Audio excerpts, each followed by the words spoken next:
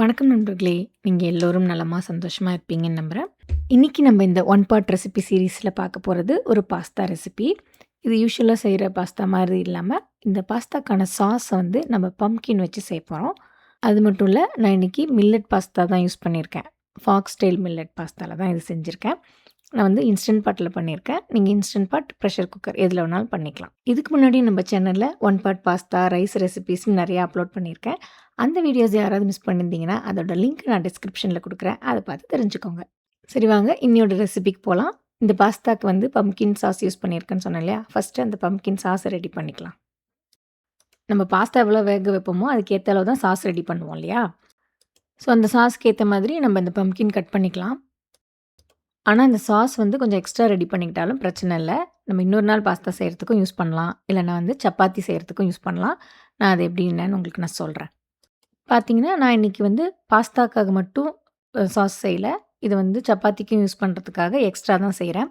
கிட்டத்தட்ட ஒரு 1 1/2 கப் அளவுக்கு இந்த கட் பண்ண பம்ப்கின் எடுத்திருக்கேன். இந்த எல்லோ பம்ப்கின வந்து தோலெல்லாம் எடுத்துட்டு, இந்த நடுவுல இருக்கிற விதை இதெல்லாம் கிளீன் பண்ணிட்டு, நல்லா கழுவிட்டு சின்ன சின்ன கியூபா கட் பண்ணி எடுத்துக்கோங்க. அடுத்தது அந்த பம்ப்கின வேக வச்சுட்டு, அது கூட இன்னொரு இன்கிரீடியன்ட் சேர்த்து அரைச்சுக்க போறோம். அந்த அரைச்சு வர சாஸ் இருக்கு இல்லையா? அது வந்து நீங்க கரெக்ட்டா பாஸ்தாக்கு தேவையான அளவு தான் செய்யணும்னு இல்ல. எக்ஸ்ட்ரா ஆச்சுன்னா, ஃப்ரீசர்ல வந்து நம்ம ஸ்டோர் பண்ணிட்டு, அப்புறம் தேவையானப்ப எடுத்துக்கலாம். இல்லன்னா, நெக்ஸ்ட் டே நீங்க ஃப்ரிட்ஜ்லயே வச்சுட்டு, நெக்ஸ்ட் டே வந்து சப்பாத்தி மாவு கூட சேர்த்து பெசஞ்சு சப்பாத்தியாவும் போட்டுக்கலாம். இப்ப இந்த கட் பண்ண பம்ப்கின் மேல 1 டீஸ்பூன் அளவுக்கு உப்பு அப்படியே தூவி விட்டுட்டு, ஒரு 3லேருந்து 4 நிமிஷம் வேக வச்சு எடுத்துக்கோங்க. ஜஸ்ட் ஒரு 3 மினிட்ஸ் போதும். அதிலயே வந்து நல்லா சாஃப்ட் ஆயிடும். பார்த்தீங்களா? இந்த அளவுக்கு சாஃப்ட்டா அது வெந்தா போதும். இத எடுத்து கொஞ்சம் ஆற விட்டுட்டு, அதுக்கப்புறம் நம்ம அரைக்க போறோம். இன்னொன்னு என்னன்னா, நீங்க இத அரைக்கும்போதே இது கூட ஃப்ளேவர்ஸ் ஆட் பண்ணணும்னாலும் ஆட் பண்ணிக்கலாம். மிளகாத்தூளு, இல்லன்னா கார்லிக் பவுடர், ஆனியன் பவுடர் இந்த மாதிரி எது வேணாலும் ஆட் பண்ணி அரைச்சுக்கலாம். நான் ஆனா இன்னைக்கு பிளெயினா தான் அரைக்கிறேன். இது கூட இன்னொரு பொருள் சேர்க்க போறேன்னு சொன்னேன் இல்லையா? அது வேற எதுவும் இல்ல. பன்னீர் தான். பன்னீர் நல்லா அந்த மாரி கியூபா கட் பண்ணது ஒரு 1/2 கப் அளவுக்கு சேர்த்துட்டு, தண்ணி ரொம்ப சேர்க்காதீங்க. கொஞ்சமா சேர்த்துட்டு, நல்லா இந்த மாதிரி பேஸ்ட்டா அரைச்சு எடுத்துக்கோங்க.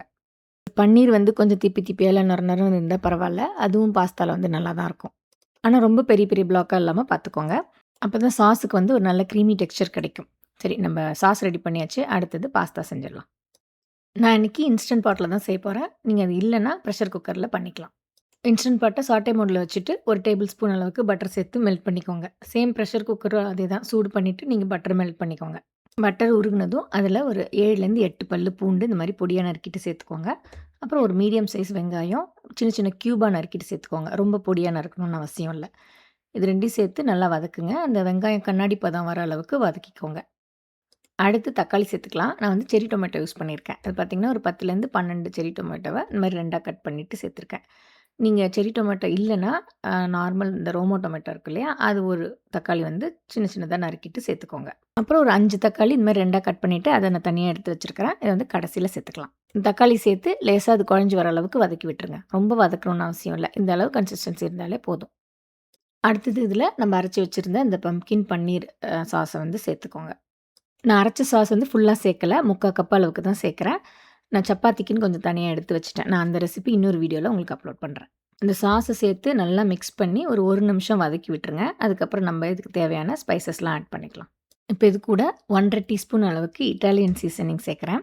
அப்புறம் உங்க காரத்துக்கு ஏத்த மாரி நீங்க சில்லி ஃப்ளேக்ஸ் சேர்த்துக்கலாம். நான் வந்து 1 டீஸ்பூன் சில்லி ஃப்ளேக்ஸும், ஒரு 1/2 டீஸ்பூன் அளவுக்கு பேப்ரிகா சில்லி பவுடரும் நான் சேர்க்கிறேன். நீங்க உங்களுக்கு விருப்பப்படி வெறும் சில்லி ஃப்ளேக்ஸோ இல்லன்னா வெறும் மிளகாத்தூள் எது வேணாலும் சேர்த்துக்கலாம். அடுத்து பாஸ்தாக்கு தேவையான உப்பு. நான் இப்போ ஒரு 3/4 டீஸ்பூன் அளவுக்கு தான் சேர்க்கிறேன். கடைசியில டேஸ்ட் பார்த்துட்டு தேவைப்பட்டா அப்ப கூட நம்ம உப்பு சேர்த்துக்கலாம். இந்த ஸ்பைசஸ் எல்லாம் சேர்த்துட்டு ஃபியூ செகண்ட்ஸ் லேசா வதக்கி விடுங்க. பார்த்தீங்கன்னா, உங்களுக்கு சாஸ் நல்ல கன்சிஸ்டன்சிக்கு வந்துருச்சு. இந்த ஸ்டேஜ்ல நம்ம தேவையான வெஜிடபிள்ஸ்லாம் ஆட் பண்ணிக்கலாம். நான் பார்த்தீங்கன்னா, 1/4 கப் அளவுக்கு பீன்ஸு, கேரட்டு, 1 கப்பு ப்ரோக்கோலி. நான் வந்து இந்தந்த வெஜிடபிள்ஸ் தான் சேர்க்கிறேன். நீங்க உங்களுக்கு விருப்பமான பாஸ்தாக்கு செட் ஆகுற மாதிரி எந்த வெஜிடபிள் வேணாலும் சேர்த்துக்கலாம். அளவும் வந்து உங்க விருப்பம் தான். எல்லாத்தையும் சேர்த்து அந்த சாஸோட நல்லா ஒரு பெரட்டு பெரட்டி விட்டுருங்க. அடுத்தது நம்ம பாஸ்தாவ சேர்த்துரலாம். இங்க வந்து ஒரு 3, 4 மில்லட் வெரைட்டி பாஸ்தா கிடைச்சது. சரி அத ட்ரை பண்ணலாமேன்னு வாங்கிட்டு வந்தேன். அதுதான் நான் இப்ப சேர்த்துக்க போறேன். பாக்கெட்லயே பார்த்தீங்கன்னா, கிட்டத்தட்ட ஒரு 2 கப் அளவுக்கு பாஸ்தா இருந்துச்சு. அத அப்படியே ஃபுல்லாவே இதில போட போறேன். நீங்க உங்களுக்கு என்ன பாஸ்தா அவைலபிளா இருக்கோ அதையே சேர்த்துக்கலாம். கவனிக்க வேண்டிய விஷயம் என்னன்னா, தண்ணியோட அளவு. நார்மல் பாஸ்தாவ விட இந்த மாதிரி மில்லட்டோ, இல்ல சிக் பீ பாஸ்தா யூஸ் பண்றீங்கன்னா, கம்மியா தண்ணி ஊத்தி வேக வச்சீங்கன்னா தான் உங்களுக்கு கரெக்ட் கன்சிஸ்டன்சி கிடைக்கும். பாஸ்தாவ சேர்த்துட்டு நல்லா இந்த மாதிரி கலந்து விட்டுருங்க. அதுக்கப்புறம் இதுக்கு தேவையான அளவு தண்ணி ஊத்திக்கலாம். நான் வந்து டோட்டலா 1 1/2 கப் அளவுக்கு தான் தண்ணி ஊத்தியிருக்கேன். நீங்க நார்மல் பாஸ்தா யூஸ் பண்றீங்கன்னா 2லேருந்து 2 1/2 கப் அளவுக்கு தண்ணி ஊத்தலாம்.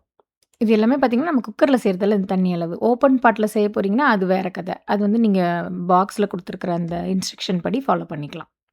அடுத்து இது கூட 1 1/2 டீஸ்பூன் அளவுக்கு பெரி பெரி மசாலா ஆட் பண்ணிக்கிறேன். இது வந்து ஆப்ஷனல் தான். உங்களுக்கு வேணுனா நீங்க வச்சிருந்தீங்கன்னா சேர்த்துக்கோங்க. இதோட ரெசிபி வந்து நான் ஏற்கனவே வந்து ஒரு வீடியோல போட்டிருக்கேன். வேணும்னா அந்த லிங்க் நான் டிஸ்கிரிப்ஷன்ல குடுக்குறேன். அத நீங்க பார்த்து செஞ்சு வச்சுக்கோங்க. இந்த மசாலா சேர்த்து நல்லா கலந்து விட்டுட்டு, அது ஜஸ்ட் ஒரு கொதி ஆரம்பிக்கிற வரைக்கும் வெயிட் பண்ணுங்க. அது ஆரம்பிச்ச உடனே நம்ம குக்கர மூடிடலாம். இன்ஸ்டா பாட்டுங்கிறதால நான் அந்த வென்ட் சீல் பண்ணிட்டு, பிரஷர் குக் மோட்ல 2 மினிட்ஸ் குக் பண்ண போறேன். நீங்க பிரஷர் குக்கர்ல பண்ண போறீங்க அப்டின்னா, குக்கர மூடி விசில் போட்டு 1 விசில் விடுங்க. இல்லன்னா 10 மினிட்ஸ் குக் பண்ணிக்கோங்க.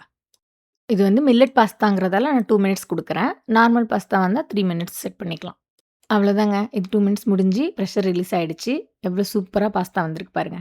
கடைசியா இதில வந்து கொஞ்சம் சீஸ் தூவி விட்டுருங்க. என்கிட்ட சீஸ் லெட்டா இருந்ததால, நான் அத சின்ன சின்னதா கட் பண்ணி சேர்க்கிறேன்.